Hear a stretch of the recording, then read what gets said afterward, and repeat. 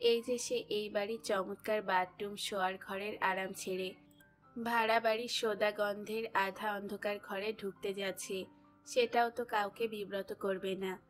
এই পাওয়াটা তার কল্পনাতীত ছিল। বরং ওই ছাদের এক চিলতে ঘর মন কাড়ায় একটি চা বানিয়ে বেঁচে থাকা মানুষের পক্ষে ঠিকঠাক জায়গা বলেই মনে করা উচিত। ভেজানো দরজায় শব্দ হলো। তারপর করিমের গলা শুনতে পেল শবনম। আপনার গোছল হইলে বাইর হয়ে আসেন আপা, চা রেডি। সাধারণত অফিস থেকে ফিরলে এই সময় তাকে চা বানিয়ে দেয় করিম, কিন্তু বাইরে ডাকে না। একটু অবাক হয়ে শবনম দরজা খুলে বাইরে এসে বেশ হকচকিয়ে গেল।